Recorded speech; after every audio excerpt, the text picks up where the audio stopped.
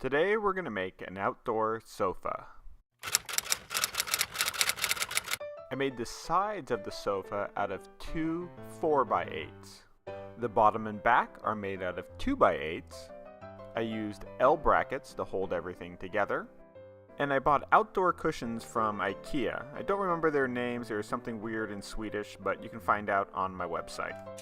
I'm going to start by taking the 8-foot long 4x8s and cutting them into three 32-inch long pieces. The easiest way to do this is with a compound miter saw, but if you don't have one of these, you can also do it with a circular saw. You just have to make 2 passes because they're so thick. Next, I'm going to cut the 2x8s to length. Now I want the length of them to equal the length of the 3 sofa cushions combined.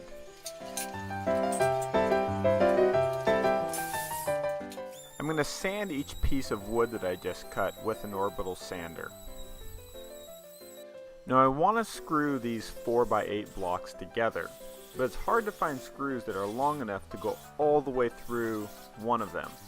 So what I'm going to do is I'm actually going to drill large holes about halfway through the 4x8s. And then I'm going to be able to take lag screws and screw through the bottom of these holes and into the other 4x8.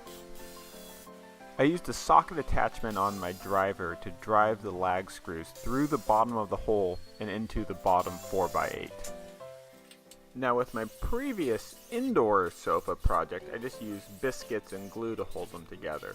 But since this is going to be outside, I didn't really trust the glue against the elements, so that's why I ended up using lag screws to hold these all together. But basically the concept is the same. I'm going to make a panel that's 3 pieces of wood tall.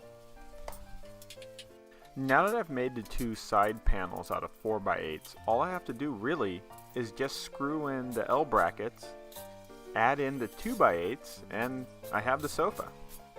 I laid out the L brackets so that the bottom of them would align with the seam between the 4x8s.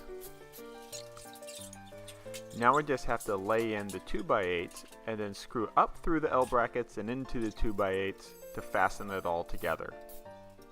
Now it's probably actually a little bit easier to assemble it upside down, but I wanted to kind of see how it would look as I put it together, so that's why I did it this way. For the back piece, I want it to be at a slight angle.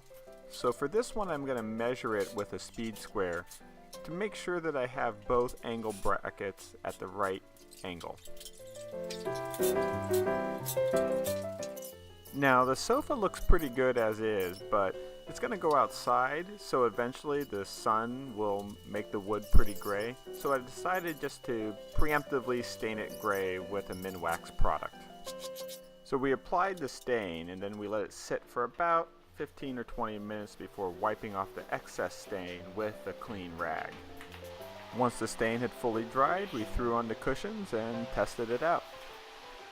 For more detailed instructions, check out my website, and if you want to see what I'm working on next, well then, just follow me on social media.